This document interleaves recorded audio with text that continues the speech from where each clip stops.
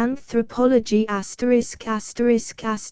Anthropology, a lecture delivered at Columbia University in the series on science, philosophy and art, the 18th of December, 1907. Anthropology by Franz Boas, Professor of Anthropology, Columbia University, New York, The Columbia University Press, 1908. Copyright 1908, by the Columbia University Press. Set up, and published February, 1908. Anthropology. In attempting to set forth briefly the principal results of anthropological research, I find my task beset with many difficulties. If the clear enunciation of the aims and methods of physical or biological science is not an easy matter, difficulties many times greater are encountered in an attempt to explain the present position of investigation dealing with mankind from the biological, geographical, and psychological points of view, subjects that seem to lack in unity, and that present a number of most divergent aspects. Owing to the apparent heterogeneity of method, it seems necessary to explain the aims that unify the many lines of anthropological research. I can then proceed to describe what little has been attained, and how we hope to make further progress. We do not discuss the anatomical, physiological, and mental characteristics of man considered as an individual, but we are interested in the diversity of these traits in groups of men found in different geographical areas and in different social classes. It is our task to inquire into the causes that have brought about the observed differentiation, and to investigate the sequence of events that have led to the establishment of the multifarious forms of human life. In other words, we are interested in anatomical and mental characteristics insofar as they are peculiar to groups of men living under the same biological, geographical, and social environment, and as determined by their past. Thus we are concerned with the effects of the climate and products of a country upon human life, with the influence of heat and of cold upon the bodily frame, with modifications in the life of communities brought about by geographical isolation, and with those due to the sufficiency or insufficiency of food supply. No less interesting to us are the phenomena of dependence of human life upon those social conditions that find expression in the customary mode of nutrition and occupation, in the effects of contact between neighboring groups of people, in modifications brought about by migrations, and in the forms of life as influenced by the density of population. To understand these modifications, we require a knowledge of individual anatomy, physiology, and psychology, because the establishment of a characteristic social group can be brought about only by a parallel development which occurs in all the individuals exposed to similar influences. Thus it appears that the genesis of the types of man, considered from an anatomical, physiological, and psychological point of view, is the chief object of anthropological research. When our problem is formulated in this manner, we recognize at once that a separation of anthropological methods from the methods of biology and psychology is impossible, and that certain problems of anthropology can be approached only from the point of view of these sciences. It might perhaps even be said that the investigation of the types of man is a purely biological problem, and that the only questions involved are such as can be treated by the application of those biological methods which are gradually clearing up the genesis of the types of animals and plants. A similar claim may be made in regard to the psychological problems. If there are any laws determining the growth and development of the human mind, they can be only laws that act in the individual, and consequently they must be determined by the application of individual psychology. Thus an examination of our problems suggests that the whole group of anthropological phenomena may be evanescent, that they may be at bottom biological and psychological problems, and that the whole field of anthropology belongs either to the one or to the other of these sciences. Nevertheless, anthropological phenomena possess a very genuine interest and unity. This is largely due to the fact that everything that concerns our own species is of special interest to us. The feeling of solidarity of mankind, but more particularly of the individual with his people and with the class of society to which he belongs, which finds in our day its strongest expression in the strife of the nations, has brought it about that the minute differences between the physical organization of different races, types, and social groups have arrested attention much more vigorously than similar differences in the rest of the animal kingdom have done, and points of view have early become important that until recent times have received little attention on the part of biologists, or that have not yet claimed their attention.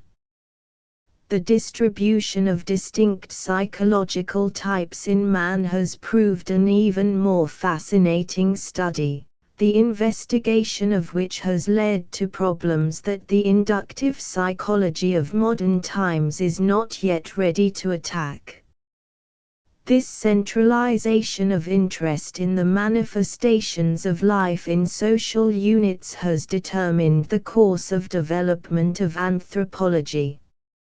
Anthropological research leads us to two fundamental questions: why are the tribes and nations of the world different, and how have the present differences developed? The first question, if it can be solved adequately, will always lead us to biological and psychological laws that act on man as an individual, in which we see the single event mirrored in one broad generalization.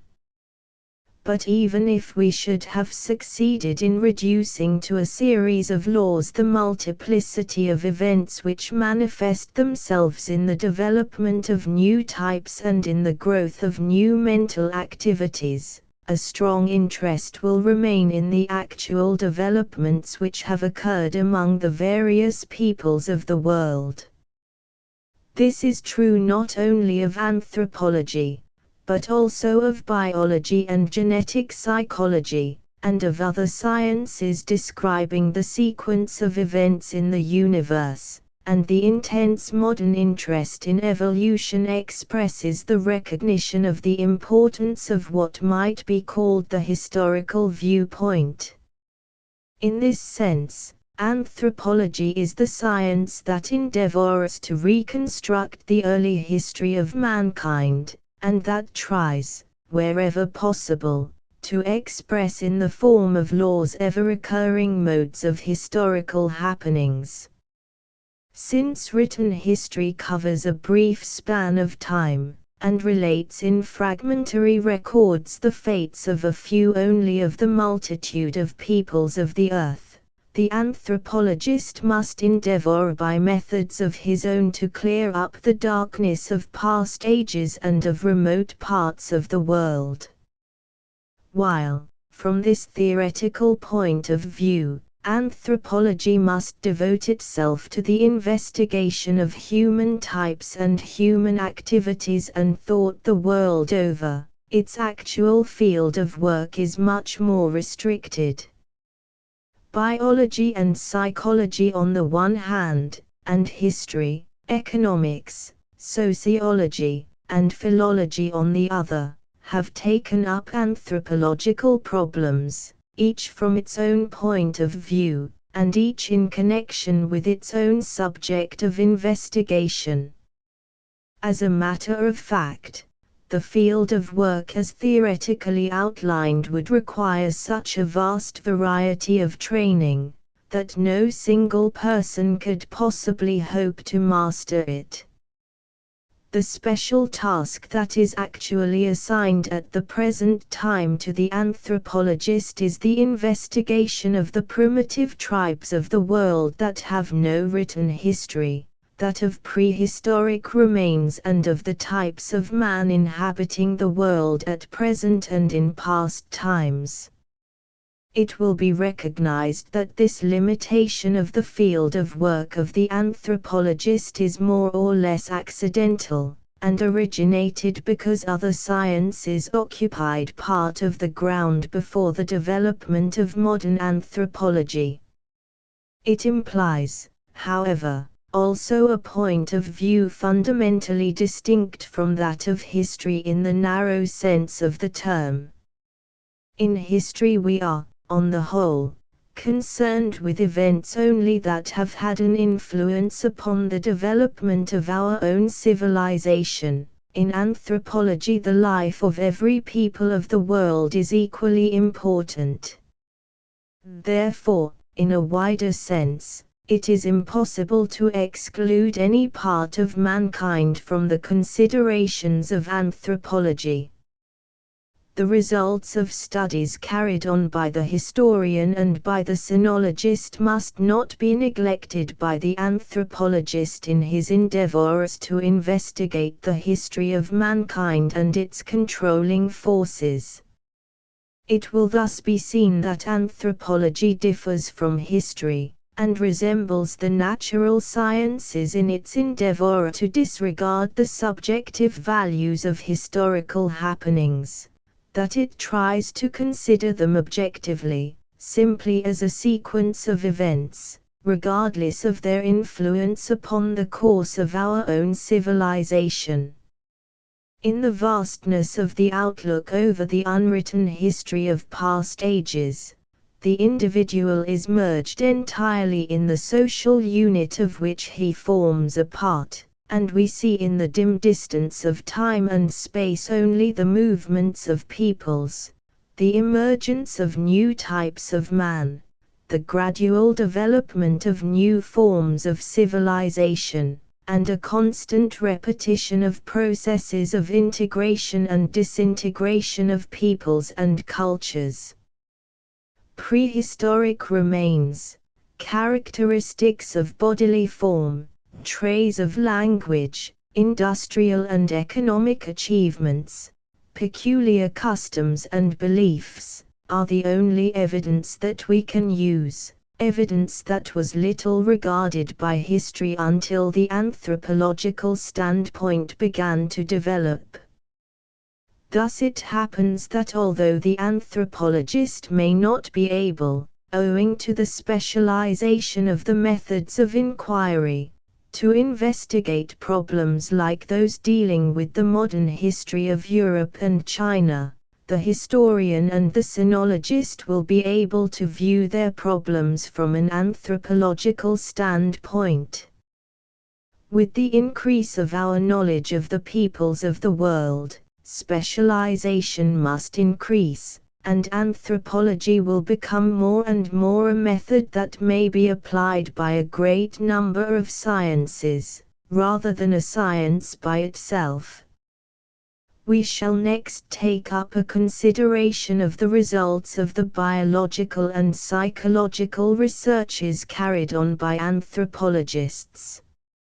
It is somewhat remarkable that these two large branches of investigation have remained quite separate, and that the results of the one throw little light upon the problems of the other. Biological anthropology has concerned itself chiefly with the classification of races, their relations to their predecessors and ultimately to the higher animals, and little progress has been made in the clearing up of the genealogical relations of distinct types.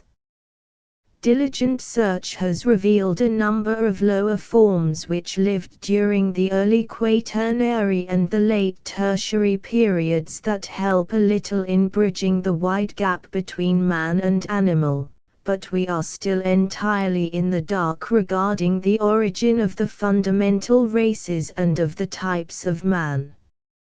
Since observations in different geographical areas showed at an early time the differentiation of local types, which it was difficult to define in words, anthropology was the first of the biological sciences to have recourse to metrical methods, and the whole modern development of biometry takes its origin in the application of methods developed by anthropologists, and by means of which fine distinctions between closely related types can be discovered.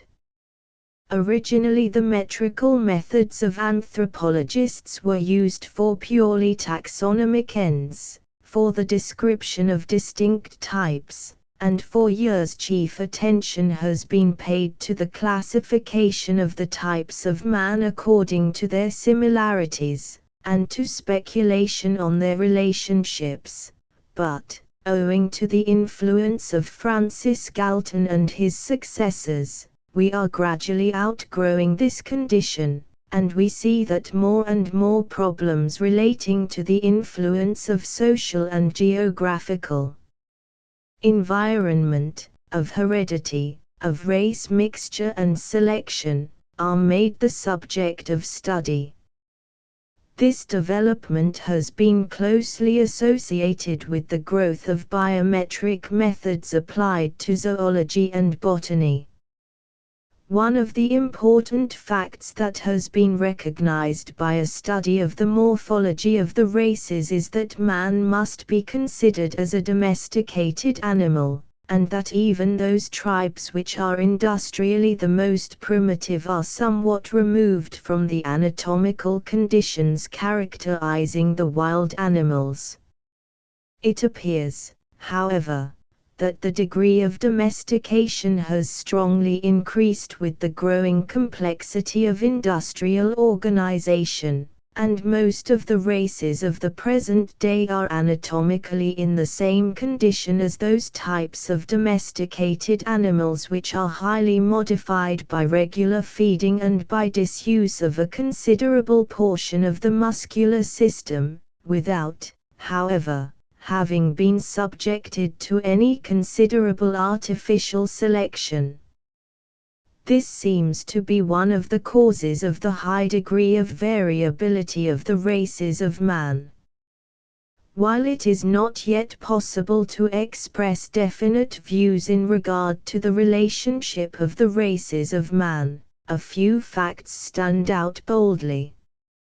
We recognize that the two extreme types of mankind are represented, on the one hand by the Negro race, on the other hand by the Mongoloid race. The former of these includes the races of Africa and many of those inhabiting the large islands surrounding Australia, the other includes the people of Eastern Asia and of America. The other strongly divergent types of man can most readily be classed with these two fundamental types, and may perhaps be considered as mutants which developed at an early period. Thus we find affiliated with the Negro race two divergent types, nevertheless apparently closely related to it, the dwarfish South African, who is perhaps intimately related to the many isolated dwarfish tribes of other parts of Africa and Southern Asia, and the Australian. The Mongoloid type, on the other hand, has also a considerable number of affiliated types, which may perhaps represent mutants of this type. Here belong the Malay of southeastern Asia, the Ainu of northern Japan, and perhaps the European. If we base our conception of the division of mankind on this broad outline, it would appear that two large divisions were established at an early geological period: the race of the Indian Ocean, which represents all the Negroid types, and the race of the Pacific Ocean, which represents the Mongoloid and affiliated types. The enormous increase in the number of Europeans during the last 2,000 or 3,000 years, and their rapid spread over the surface of the globe, disturb the clearness of this view, but we must remember that the white race represented originally only a very small part of mankind, and occupied only a small portion of the inhabited world. What relation the two principal types may have had to the predecessor of mankind, which is represented by the early Quaternary race of Europe, is unknown. The history of the spread of these large races over the continents remains also, to a great extent, obscure. It seems likely, however, that the race of the Pacific Ocean immigrated into America at a very early time, and that after the retreat of the ice sheet it swept back into northern Asia and re-established itself in the whole northern part of the Old World, which had been uninhabited for long periods. Much of this, however, remains hypothesis, which may be confirmed or disproved by further studies. While the divergence of the types of man suggests that the tendency to form mutants has been ever present, it would seem that the varieties which have survived up to the present time have been exceedingly stable, within the limits of their characteristic ranges of variation. The human remains found in Europe, which undoubtedly date back many thousands of years, and the remains of ancient Egypt, both of which may be compared with the types represented in the modern population of those countries, are much like the modern forms, and apparently no change of type has occurred in these districts for thousands of years. The same stability of race types manifests itself in cases of mixture. It would seem that among the human races there is a strong tendency for hybrids to revert to either parental type without forming an intermediate race. Thus we find that in Western Asia the low-headed Semitic type and the high-headed Armenian type persist, although an intermingling of these people has been going on for thousands of years. Nevertheless, an influence of environment must be recognized. It may be observed, for instance, in the development of the European after his immigration into America. It may be recognized in the minute but noticeable differences of types in various parts of Europe and in different occupations, in the acceleration of growth of children of well-to-do classes, and in the stunting and retarding effect of malnutrition. Whether, however, these effects can be considered as permanent, is a question that is still entirely open. Our investigations of the permanence and relationships of human types have also shown that it is exceedingly difficult, if not impossible, to find what might be called a pure type, and the endeavors to find pure races through a mixture of which the present variable types may have originated must be given up. We have recognized that the transitions between types are so gradual, and in so many different directions, that the establishment of any one of the series as a primary type would be quite arbitrary. All the nations of modern times, and those of Europe not less than those of other continents, are equally mixed, and the racial purity on which European nations like to pride themselves does not exist. In still other directions have the investigations of anthropology rudely shattered some of our cherished illusions. It has been tacitly assumed and loudly proclaimed that one of the effects of advance in civilization has been the improvement of the physical organization of the human body, and particularly of the central nervous system. At the present time we are not so apt to accept this assumption as proved. No progressive development of the nervous system in regard to complexity of connections or in regard to size has so far been proved. A critical examination of the facts leaves the desire to feel ourselves as superiors to our fellow beings as almost the sole support of this contention.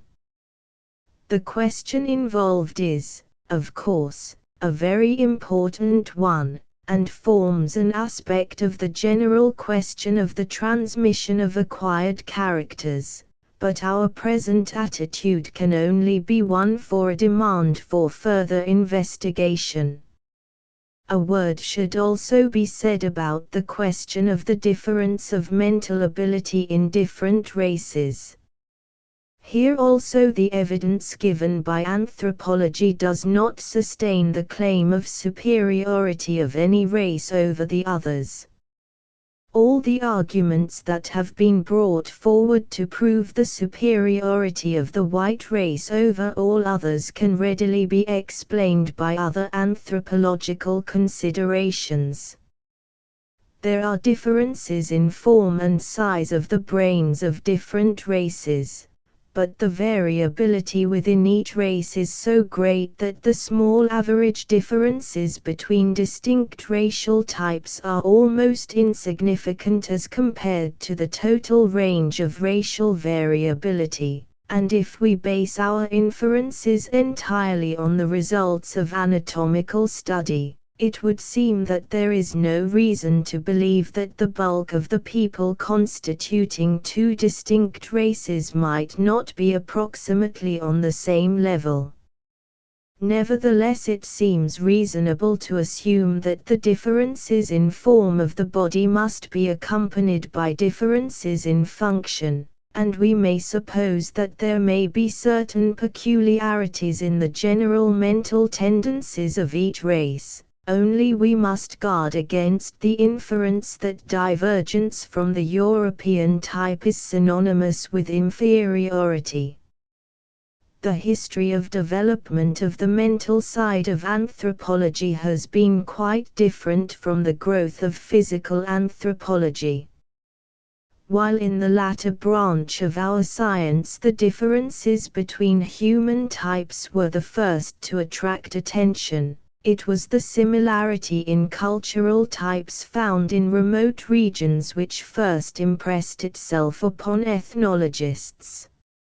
A comparison of the descriptions of the customs of primitive peoples the world over brought out analogies in ever-increasing number. These were early correlated with general impressions regarding the degrees of civilization, and thus it happened that one of the most difficult and complex problems of ethnology, namely, the question of the general typical evolution of the history of civilization of mankind, was the first to receive attention. I cannot pass this subject by without mentioning the deep impression made by men like Tyler and Barthofen, Morgan and Spencer, who were among the first to present the data of anthropology as illustrating the history of civilization. The development of this side of anthropology was stimulated by the work of Darwin and his successors, and its fundamental ideas can be understood only as an application of the theory of biological evolution to mental phenomena. The conception that the manifestations of ethnic life represent a series, which from simple beginnings has progressed to the complex type of modern civilization, has been the underlying thought of this aspect of anthropological science. The arguments in support of the theory that the development of civilization has followed a similar course everywhere, and that among primitive tribes we may still recognize the stages through which our own civilization has passed, are largely based on the similarities of types of culture found in distinct races the world over, but also on the occurrence of peculiar customs in our own civilization, which can be understood only as survivals of older customs that had a deeper significance at an earlier time, and which are still found in full vigor among primitive people. It is necessary to point out at least a few of the aspects of this general problem, in order to make clear the significance of the evolutionary theory of human civilization.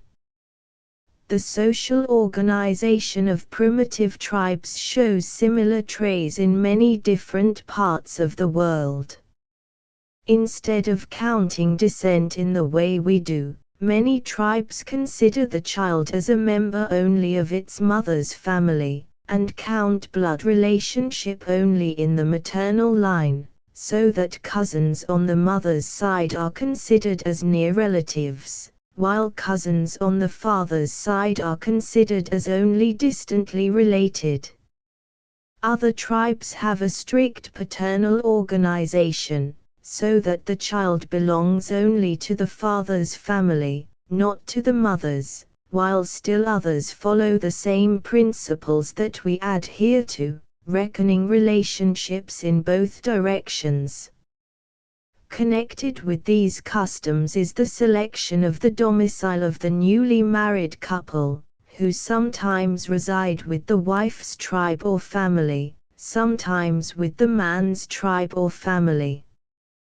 When the couple take up their residence with the social group to which the wife belongs, it is often found that the man is treated as a stranger until his first child is born. These phenomena have been made the subject of thorough studies, and the observation has been made that apparently the customs of residence and of descent are closely associated. As a result of these inquiries, the conclusion has been drawn that everywhere maternal institutions precede paternal institutions, and that the social organization of mankind was such that originally perhaps no distinct family organization existed, that later on maternal institutions developed, which in turn were followed by paternal institutions, and again by the system of counting blood relationship equally in maternal and paternal lines. Similar results were obtained by the study of human inventions.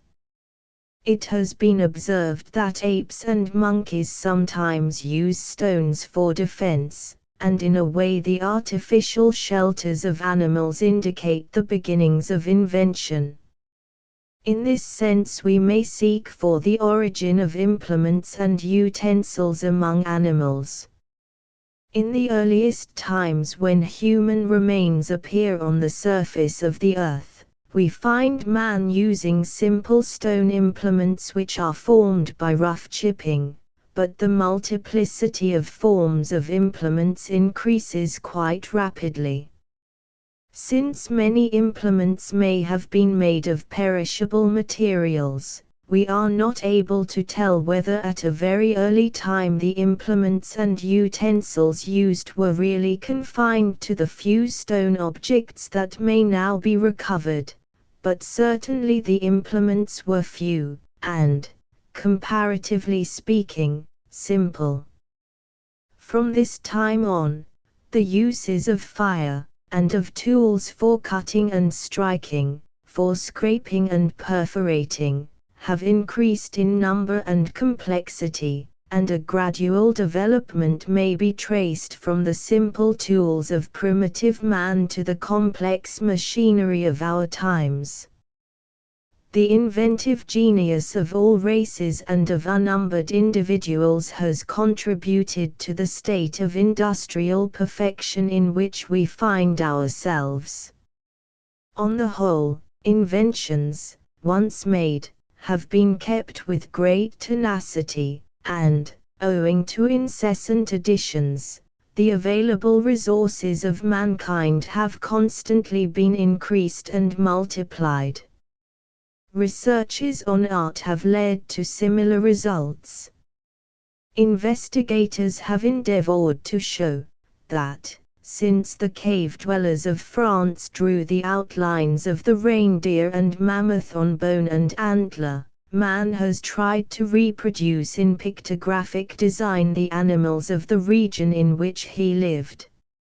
In the artistic productions of many people, designs have been found which are readily associated with pictographic presentations, which, however, have lost their realism of form, and have become more and more conventional, so that in many cases a purely decorative motive has been interpreted as developed from a realistic pictograph, gradually breaking up under the stress of aesthetic motives. The islands of the Pacific Ocean, New Guinea, South America, Central America, prehistoric Europe, have furnished examples for this line of development, which therefore was recognized as one of the important tendencies of the evolution of human decorative art, which was described as beginning with realism, and as leading through symbolic conventionalism to purely aesthetic motives. Religion has furnished another example of typical evolution in human thought. At an early time man began to think and ponder about the phenomena of nature. Everything appeared to him in an anthropomorphic form of thought, and thus the first primitive concepts regarding the world came into being, in which the stone, the mountain, the heavenly orbs, were viewed as animate anthropomorphic beings endowed with willpower, and willing to help man or threatening to endanger him. The observation of the activities of man's own body and of his mind led to the formulation of the idea of a soul independent from the body, and with increasing knowledge and with increasing philosophic thought, religion and science grew out of these simple beginnings. The sameness of all these phenomena in different parts of the world has been considered as proof not only of the fundamental unity of the mind of all the races of man, but also of the truth of the theory of evolution of civilization, and thus a grand structure has been reared, in which we see our present civilization as the necessary outcome of the activities of all the races of man, that have risen in one grand procession, from the simplest beginnings of culture, through periods of barbarism, to the stage of civilization that they now occupy. The march has not been equally rapid, for some are still lagging behind, while others have forged forward, and occupy the first places in the general advance. While this evolutionary aspect has occupied the center of attention for a long time, another view of the field of the phenomena of ethnology was defended by Bastian, a view which makes its influence felt ever more deeply as time goes on. The sameness of the forms of thought found in regions wide apart appeared to Bastian as a proof of the unity of the human mind. But it also suggested to him that the forms of thought follow certain definite types, no matter in what surroundings man may live, and what may be his social and historical relations. In the varieties of thought found among peoples of distant areas, he saw the influence of geographical and social environment upon these fundamental forms of thought, which were called by him elementary ideas. Bastian's theory of the permanence of forms of thought is related to Dilthey's conception of the limitation of possible types of philosophy, and the similarity of the line of thoughts of these two men appears also clearly in Bastian's constant references to the theories of philosophers as compared to the views held by primitive man. From Bastian's viewpoint, the question of a single or multiple type of evolution of civilization appeared irrelevant. The important phenomenon in his mind was the fundamental sameness of forms of human thought in all forms of culture, no matter whether they were advanced or primitive. In the views as propounded by him, a certain kind of mysticism may be recognized, insofar as the elementary ideas are to his mind intangible entities. No further thought can possibly unravel their origin, because we ourselves are compelled to think in the forms of these elementary ideas. In a way, the evolutionists and Bastian represent thus: the former the historical point of view, the latter a psychological point of view, in the field of ethnology. More recent discussions have taken up both threads of investigation, and both views are slowly undergoing a number of radical changes. With increasing knowledge of the data of anthropology, the forms of society, of religion, of art, and the development of invention, do not seem quite so simple as they appeared to earlier investigators.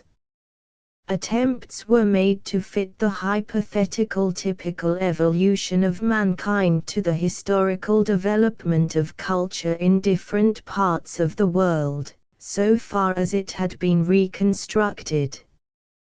Thus an opportunity was given to examine the correctness of the accepted theory. As soon as this was done, peculiar difficulties developed, which showed that the theory was hardly ever applicable to specific cases, and that the actual development, as it was traced by historical reconstruction, differed considerably from the theory. From this investigation has developed an entirely new view regarding the relation of different races. We begin to recognize that in prehistoric times transmission of cultural elements has been almost unlimited, and that the distances over which inventions and ideas have been carried cover whole continents.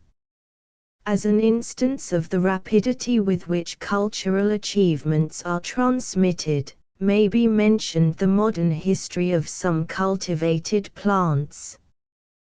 Tobacco was introduced into Africa after the discovery of America, and it took little time for this plant to spread over the whole continent, so that at the present time it enters so deeply into the whole culture of the Negro that nobody would suspect its foreign origin. We find in the same way that the banana has pervaded almost the whole of South America, and the history of Indian corn is another example of the incredible rapidity with which a useful cultural acquisition may spread over the whole world.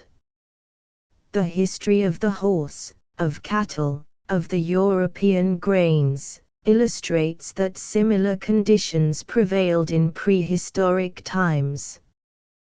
These animals and plants occur over the whole width of the Old World, from the Atlantic Ocean to the shores of the Pacific. The use of milk was probably disseminated in a similar way at an early time, so that when the people of the world enter into our historic knowledge, we find milk used all over Europe, Africa, and the western part of Asia. Perhaps the best proof of transmission is contained in the folklore of the tribes of the world. Nothing seems to travel as readily as fanciful tales. We know of certain complex tales, which cannot possibly have been invented twice, that are told by the Berber in Morocco, by the Italians, the Irish, the Russians, in the jungles of India, in the highlands of Tibet, on the tundras of Siberia, and on the prairies of North America, so that perhaps the only parts of the world not reached by them are South Africa, Australia, Polynesia, and South America. The examples of such transmission are quite numerous, and we begin to see that the early interrelation of the races of man was almost worldwide. It follows from this observation that the culture of any given tribe, no matter how primitive it may be, can be fully explained only when we take into consideration its inner growth as well as its relation to the culture of its near and distant neighbors and the effect that they may have exerted. The sameness of a number of fundamental ideas and inventions has suggested to some investigators the belief that there are old cultural achievements belonging to a period previous to the general dispersion of the human race, a theory that has some points in its favor, though its correctness cannot be proved. An important theoretical consideration has also shaken our faith in the correctness of the evolutionary theory as a whole.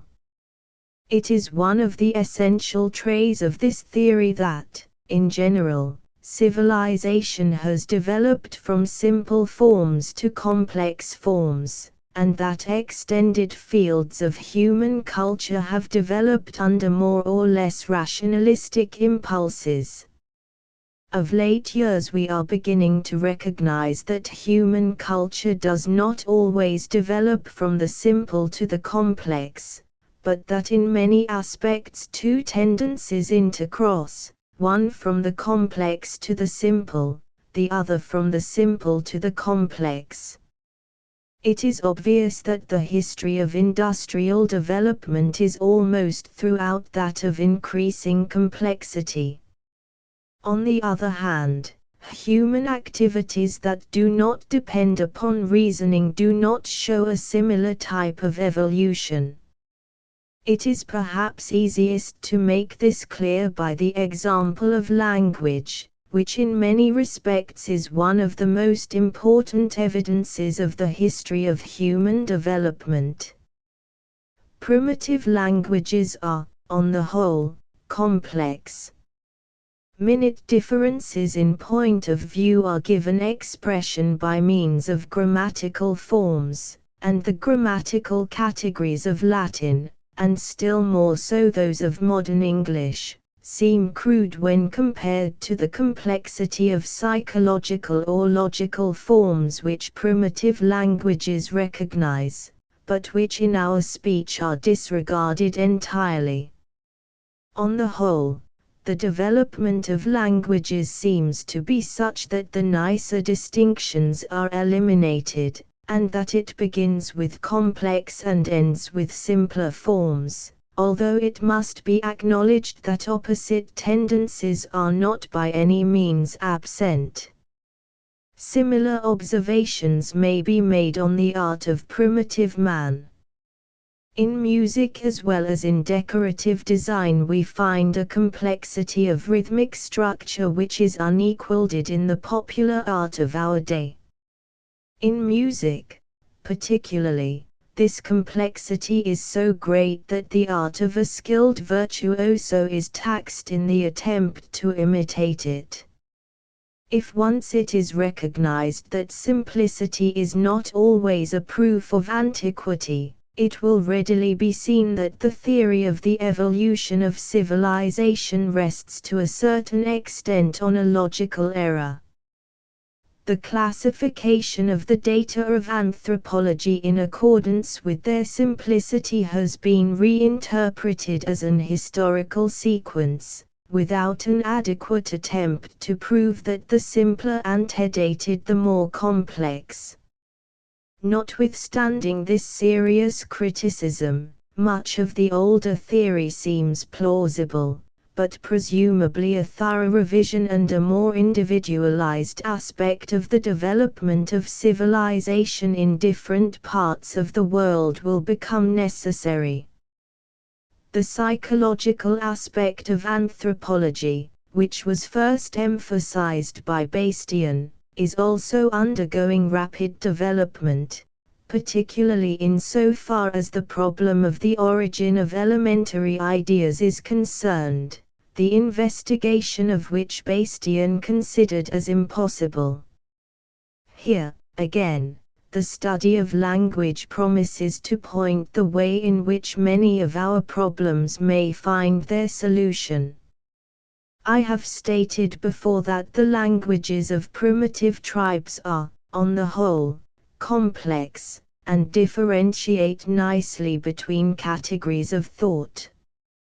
It is very remarkable to find that these categories, which can be discovered only by an analytical study of the languages, and which are unknown to the speakers of these languages, although they are constantly used, coincide with categories of thought which have been discovered by philosophers.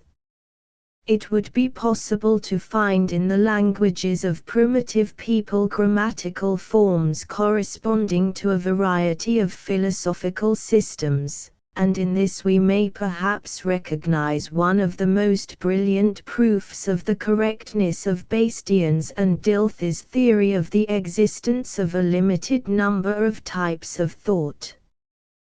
We infer from these linguistic facts that the categories of thought, and the forms of action, that we find among a people, do not need to have been developed by conscious thought, but that they have grown up owing to the fundamental organization of the human mind. Linguistic evidence is of such great value, because grammatical categories and forms have never risen into the consciousness of the speaker, while in almost all other ethnological phenomena people have come to observe what they think and what they do. With the moment that activities and thoughts rise into consciousness, they become the subject of speculation, and for this reason the peoples of the world, primitive as well as more advanced, are ever ready to give explanations of their customs and beliefs. The importance of the constant occurrence of such secondary explanations cannot be overrated. They are ever present. The investigator who inquires into the history of institutions and of customs will always receive explanations based on such secondary interpretation, which, however, do not represent the history of the custom or belief in question, but only the results of speculation in regard to it. I will mention one other psychological point that seems of special importance in the discussion of the significance of primitive culture and its relation to more advanced types. In primitive culture, certain activities appear closely connected which in more advanced types of civilization have no longer any relation. Thus it is one of the fundamental traits of primitive culture that social organization and religious belief are inextricably related. To a limited extent this tendency persists in our own civilization, but, on the whole, there has been a marked tendency to separate social and political organization, and religion. The same is true of primitive art and religion, and of primitive science, social organization, and religion. so far as we are able to investigate the causes for the peculiar associations between these varied manifestations of ethnic life and the history of their gradual disappearance, we find that in the stream of consciousness of primitive man a sensory stimulus is very liable to release strong emotions, which are in turn connected with certain groups of ideas. Thus the emotions common to both establish associations between groups of ideas that to us appear entirely unrelated. For the same reason it seems impossible for primitive man to establish those purely rationalistic associations between sense impressions and acts determined by volition which are characteristic of civilized man. A study of primitive life shows that particularly every customary action attains a very strong emotional tone, which increases the stability of the custom. These forces are still acting in our own civilization. In order to make this clear, I only need to remind you of any of those actions which we call good manners, for which no satisfactory reason can be given, which nevertheless have acquired an emotional tone so strong that a breach of good manners is felt as a grave offense.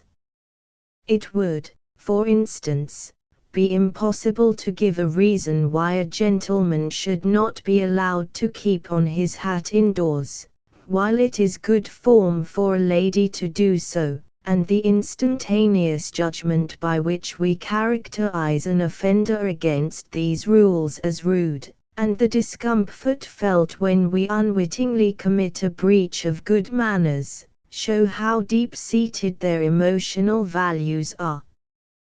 There is no doubt that the further pursuit of the psychological investigation, which has hardly been begun, will help us to find a more satisfactory explanation of many anthropological phenomena than those that we have been able to give heretofore. You will perceive that anthropology is a science that is only beginning to find its own bearings, that many of the fundamental questions are still open to discussion, and that the promising lines of approach are just opening. Nevertheless, anthropology has been able to teach certain facts that are of importance in our common everyday life. Owing to the breadth of its outlook, anthropology teaches better than any other science the relativity of the values of civilization. It enables us to free ourselves from the prejudices of our civilization, and to apply standards in measuring our achievements that have a greater absolute truth than those derived from a study of our civilization alone. The differences between our civilization and another type in which perhaps less stress is laid upon the rationalistic side of our mental activities and more upon the emotional side, or in which the outer manifestations of culture, as expressed in manner and dress, differ from ours, appear less as differences in value than as differences in kind. This broader outlook may also help us to recognize the possibility of lines of progress which do not happen to be in accord with the dominant ideas of our times. Anthropology may also teach a better understanding of our own activities. We pride ourselves on following the dictates of reason and carrying out our carefully weighed convictions. The fact which is taught by anthropology, that man the world over believes that he follows the dictates of reason, no matter how unreasonably he may act, and the knowledge of the existence of the tendency of the human mind to arrive at a conclusion first and to give the reasons afterwards, will help us to open our eyes, so that we recognize that our philosophic views and our political convictions are to a great extent determined by our emotional inclinations, and that the reasons which we give are not the reasons by which we arrive at our conclusions, but the explanations which we give for our conclusions. An important lesson is also taught by the course the general development of society has taken. Primitive social units were small, and the members possessed a strong feeling of solidarity among themselves and of hostility against all aliens. The social units have been increasing in size through all ages. Greater individual freedom was allowed to the members of the groups, and the feeling of hostility against strangers weakened. We are still in the middle of this development, and the history of mankind shows that any policy which oversteps the limits of necessary self-protection and seeks advancement of one nation by a policy disregarding the interests of others is bound to lose in the long run, because it represents an older type of thought that is gradually disappearing. I cannot leave my subject without saying a word in regard to the help that anthropological methods may render in the investigation of problems of public hygiene, of race mixture, and of eugenics. The safe methods of biological and psychological anthropometry and anthropology will help us to remove these questions from the sphere of heated political discussion and to make them subjects of calm scientific investigation. I have tried to outline in this imperfect picture the methods, aims, and hopes of anthropology. The definite facts that I could lay before you are few, and even the groundwork of the science appears hardly laid. Still I hope that the view of our ultimate aims may have engendered the feeling that we are striving for a goal which is bound to enlighten mankind, and which will be helpful in gaining a right attitude in the solution of the problems of life. Transcribers note words may have inconsistent hyphenation in the text. These have been left unchanged, as were obsolete and alternative spellings. Asterisk asterisk asterisk end of the Project Gutenberg ebook Anthropology asterisk asterisk asterisk updated editions will replace the previous one, the old editions will be renamed. Creating the works from print editions not protected by U.S. copyright law means that no one owns a United States copyright in these works, so the Foundation, and you, can copy and distribute it in the United States without permission and without paying copyright royalties. Special rules, set forth in the general terms of use part of this license, apply to copying and distributing Project Gutenberg trademark symbol electronic works to protect the Project Gutenberg trademark symbol concept and trademark. Project Gutenberg is a registered trademark, and may not be used if you charge for an ebook, except by following the terms of the trademark license, including paying royalties for use of the Project Gutenberg trademark. If you do not charge anything for copies of this ebook, complying with the trademark license is very easy. You may use this ebook for nearly any purpose such as creation of derivative works, reports, performances and research. Project Gutenberg ebooks may be modified and printed and given away. You may do practically anything in the United States with ebooks not protected by U.S. copyright law. Redistribution is subject to the trademark license, especially commercial redistribution. Start. Full license. The full Project Gutenberg license. Please read this before you distribute or use this work to protect the Project Gutenberg trademark symbol mission of promoting the free distribution of electronic works. By using or distributing this work, or any other work associated in any way with the phrase Project Gutenberg, you agree to comply with all the terms of the full Project Gutenberg trademark symbol license available with this file or online at www.gutenberg.org/license. Section 1. General Terms of Use and Redistributing Project Gutenberg Trademark Symbol Electronic Works 1.0.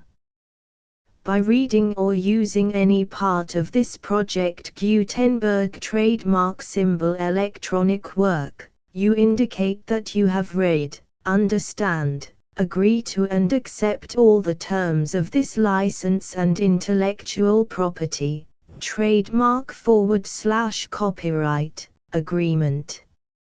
If you do not agree to abide by all the terms of this agreement, you must cease using and return or destroy all copies of Project Gutenberg trademark symbol electronic works in your possession.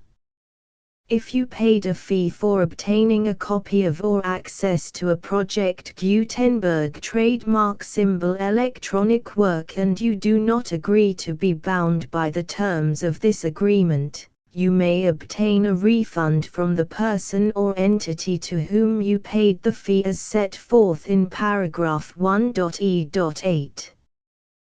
1.b Project Gutenberg is a registered trademark. It may only be used on or associated in any way with an electronic work by people who agree to be bound by the terms of this agreement. There are a few things that you can do with most Project Gutenberg trademark symbol electronic works even without complying with the full terms of this agreement. See paragraph 1.c below. There are a lot of things you can do with Project Gutenberg trademark symbol electronic works if you follow the terms of this agreement and help preserve free future access to Project Gutenberg trademark symbol electronic works. See paragraph 1.e below. 1.c. The Project Gutenberg Literary Archive Foundation, the Foundation or PGLAF, owns a compilation copyright in the collection of Project Gutenberg trademark symbol electronic works. Nearly all the individual works in the collection are in the public domain in the United States. If an individual work is unprotected by copyright law in the United States and you are located in the United States, we do not claim a right to prevent you from copying, distributing, performing, displaying or creating derivative works based on the work as long as all references to Project Gutenberg are removed. Of course, we hope that you will support the Project Gutenberg trademark symbol mission of promoting free access to electronic works by freely sharing Project Gutenberg trademark symbol works in compliance with the terms of this agreement for keeping the Project Gutenberg trademark symbol name associated with the work. You can easily comply with the terms of this agreement by keeping this work in the same format with its attached full Project Gutenberg trademark symbol license when you share it without charge with others. 1.d. The copyright laws of the place where you are located also govern what you can do with this work.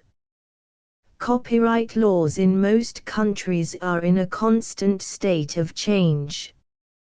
If you are outside the United States, Check the laws of your country in addition to the terms of this agreement before downloading, copying, displaying, performing, distributing or creating derivative works based on this work or any other Project Gutenberg trademark symbol work. The Foundation makes no representations concerning the copyright status of any work in any country other than the United States. 1.e Unless you have removed all references to Project Gutenberg. 1.e.1. The following sentence, with active links to, or other immediate access to, the full Project Gutenberg trademark symbol license must appear prominently whenever any copy of a Project Gutenberg trademark symbol work, any work on which the phrase Project Gutenberg appears, or with which the phrase Project Gutenberg is associated, is accessed, displayed, performed, viewed, copied or distributed. This ebook is for the use of anyone anywhere in the United States and most other parts of the world at no cost and with almost no restrictions whatsoever. You may copy it, give it away or reuse it under the terms of the Project Gutenberg license included with this ebook or online at www.gutenberg.org. If you are not located in the United States, you will have to check the laws of the country where you are located before using this ebook. 1.e.2. If an individual Project Gutenberg trademark symbol electronic work is derived from texts not protected by U.S. copyright law, does not contain a notice indicating that it is posted with permission of the copyright holder, the work can be copied and distributed to anyone in the United States without paying any fees or charges. If you are redistributing or providing access to a work with the phrase Project Gutenberg associated with or appearing on the work, you must comply either with the requirements of paragraphs 1.e.1 through 1.e.7 or obtain permission for the use of the work and the Project Gutenberg trademark symbol trademark as set forth in paragraphs 1.e.8 or 1.e.9. 1.e.3. If an individual Project Gutenberg trademark symbol electronic work is posted with the permission of the copyright holder, your use and distribution must comply with both paragraphs 1.e.1 through 1.e.7 and any additional terms imposed by the copyright holder. Additional terms will be linked to the Project Gutenberg trademark symbol license for all works posted with the permission of the copyright holder found at the beginning of this work. 1.e.4. Do not unlink or detach or remove the full Project Gutenberg trademark symbol license terms from this work, or any files containing a part of this work or any other work associated with Project Gutenberg trademark symbol. 1.e.5. Do not copy, display, perform, distribute or redistribute this electronic work, or any part of this electronic work, without prominently displaying the sentence set forth in paragraph 1.e.1 with active links or immediate access to the full terms of the Project Gutenberg trademark symbol license. 1.e.6. You may convert to and distribute this work in any binary, compressed, marked up, non-proprietary or proprietary form, including any word processing or hypertext form. However, If you provide access to or distribute copies of a Project Gutenberg trademark symbol work in a format other than plain vanilla ASCII or other format used in the official version posted on the official Project Gutenberg trademark symbol website, www.gutenberg.org, you must, at no additional cost, fee or expense to the user, provide a copy, a means of exporting a copy, or a means of obtaining a copy upon request, of the work in its original plain vanilla ASCII or other form. Any alternate format must include the full Project Gutenberg trademark symbol license as specified in paragraph 1.e.1. 1.e.7. Do not charge a fee for access to, viewing, displaying, performing, copying or distributing any Project Gutenberg trademark symbol works unless you comply with paragraph 1.e.8 or 1.e.9. 1.e.8. You may charge a reasonable fee for copies of or providing access to or distributing Project Gutenberg trademark symbol electronic works provided that you pay a royalty fee of 20% of the gross profits you derive from the use of Project Gutenberg trademark symbol works calculated using the method you already use to calculate your applicable taxes. The fee is owed to the owner of the Project Gutenberg trademark symbol trademark, but he has agreed to donate royalties under this paragraph to the Project Gutenberg Literary Archive Foundation.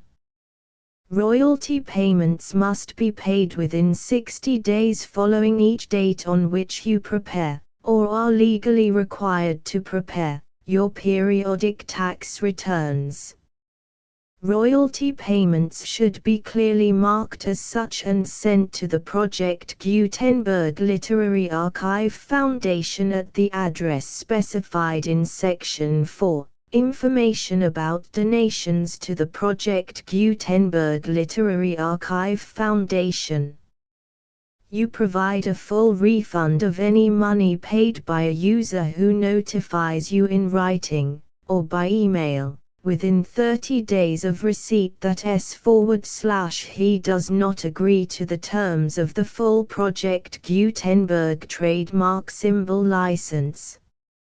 You must require such a user to return or destroy all copies of the works possessed in a physical medium and discontinue all use of and all access to other copies of Project Gutenberg trademark symbol works. You provide, in accordance with paragraph 1.f.3, a full refund of any money paid for a work or a replacement copy, if a defect in the electronic work is discovered and reported to you within 90 days of receipt of the work.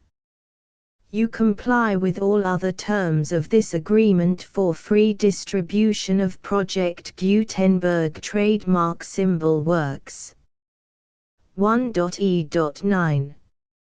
If you wish to charge a fee or distribute a Project Gutenberg trademark symbol electronic work or group of works on different terms than are set forth in this agreement, you must obtain permission in writing from the Project Gutenberg Literary Archive Foundation, the manager of the Project Gutenberg trademark symbol trademark.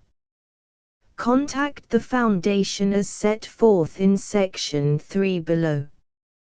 1.f1.f.1. Project Gutenberg volunteers and employees expend considerable effort to identify, do copyright research on, transcribe and proofread works not protected by U.S. copyright law in creating the Project Gutenberg trademark symbol collection.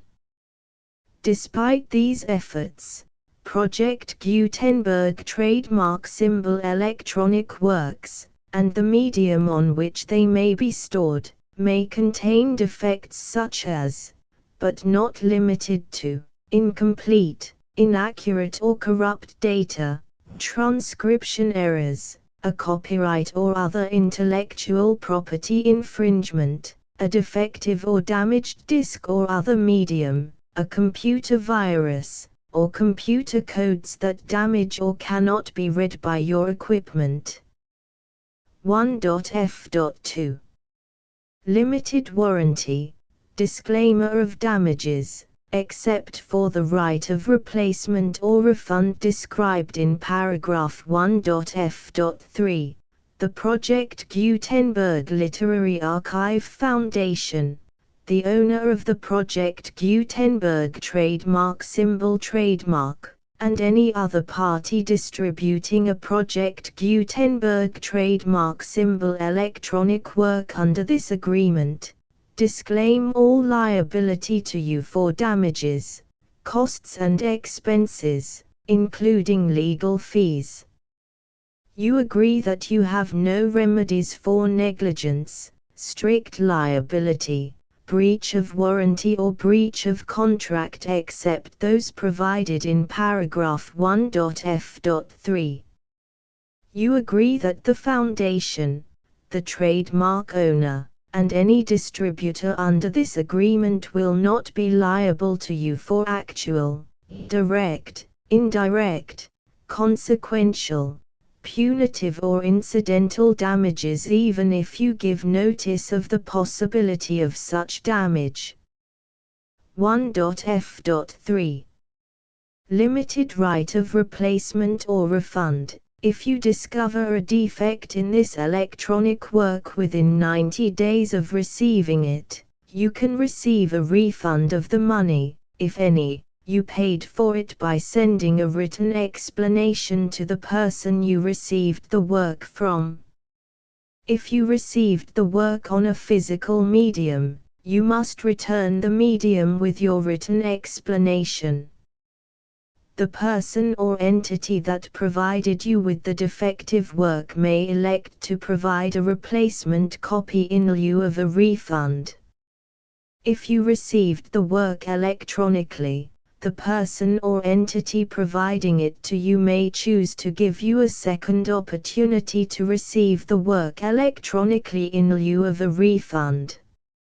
If the second copy is also defective, you may demand a refund in writing without further opportunities to fix the problem.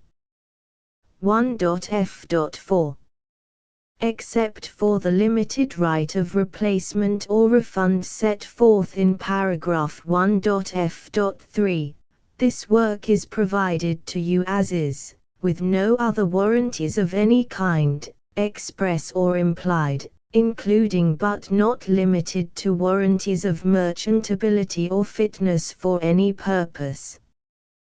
1.f.5 Some states do not allow disclaimers of certain implied warranties or the exclusion or limitation of certain types of damages.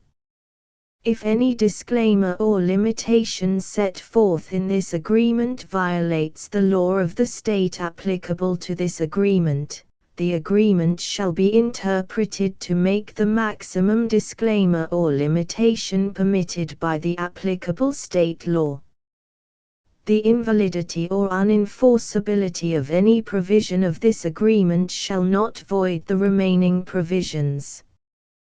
1.f.6 Indemnity. You agree to indemnify and hold the Foundation, the trademark owner, any agent or employee of the Foundation, anyone providing copies of Project Gutenberg trademark symbol electronic works in accordance with this agreement, and any volunteers associated with the production, promotion and distribution of Project Gutenberg trademark symbol electronic works, harmless from all liability, costs and expenses, including legal fees, that arise directly or indirectly from any of the following which you do or cause to occur.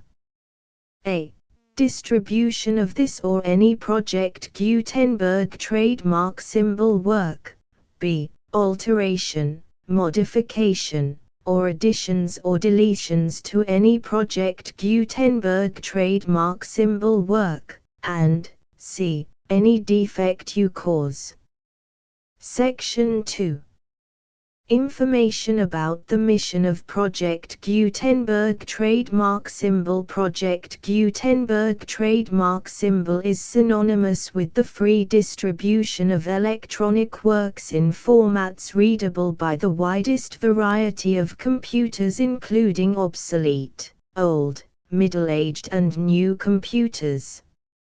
It exists because of the efforts of hundreds of volunteers and donations from people in all walks of life. Volunteers and financial support to provide volunteers with the assistance they need are critical to reaching Project Gutenberg trademark symbol's goals and ensuring that the Project Gutenberg trademark symbol collection will remain freely available for generations to come.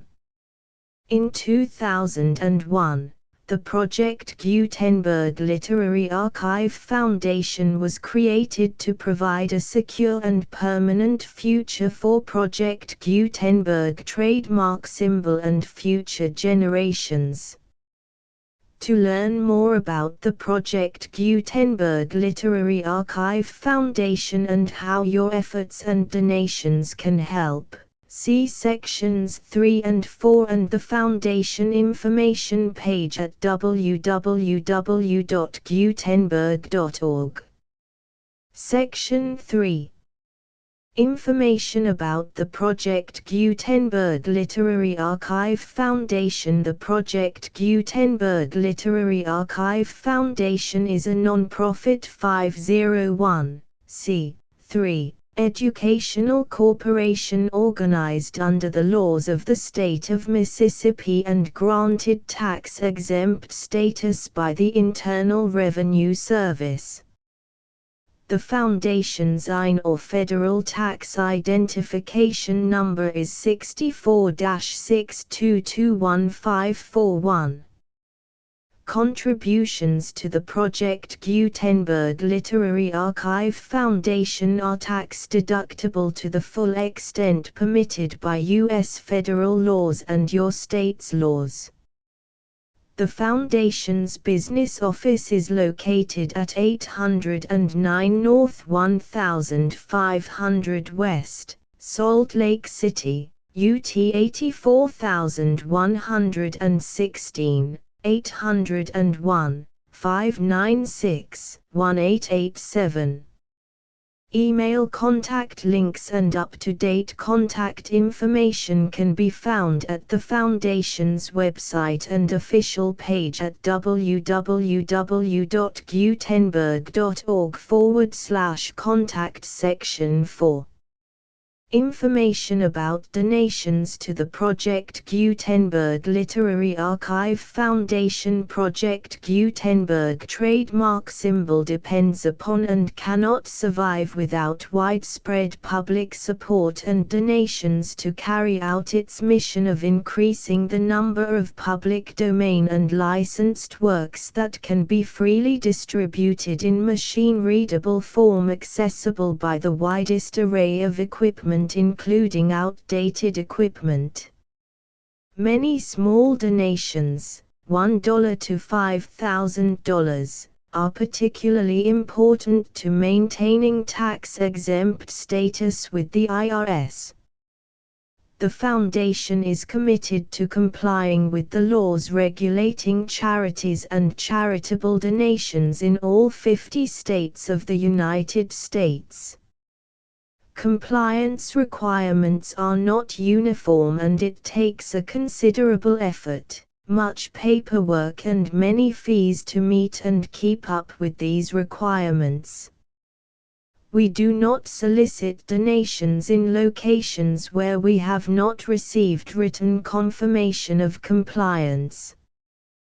To send donations or determine the status of compliance for any particular state, visit www.gutenberg.org/donate.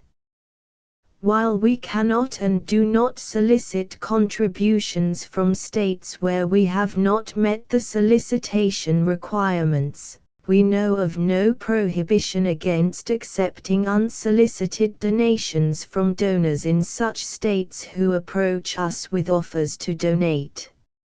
International donations are gratefully accepted, but we cannot make any statements concerning tax treatment of donations received from outside the United States.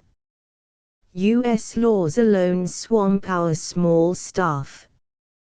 Please check the Project Gutenberg web pages for current donation methods and addresses.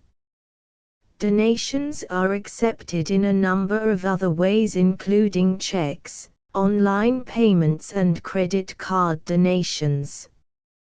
To donate, please visit www.gutenberg.org/donate. Section 5. General information about Project Gutenberg Trademark Symbol Electronic Works. Professor Michael S. Hart was the originator of the Project Gutenberg trademark symbol concept of a library of electronic works that could be freely shared with anyone.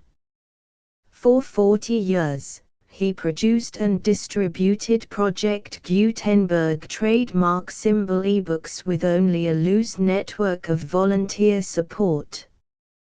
Project Gutenberg trademark symbol ebooks are often created from several printed editions, all of which are confirmed as not protected by copyright in the US unless a copyright notice is included. Thus, we do not necessarily keep ebooks in compliance with any particular paper edition. Most people start at our website, which has the main PG search facility, www.gutenberg.org. This website includes information about Project Gutenberg trademark symbol, including how to make donations to the Project Gutenberg Literary Archive Foundation, how to help produce our new ebooks, and how to subscribe to our email newsletter to hear about new ebooks.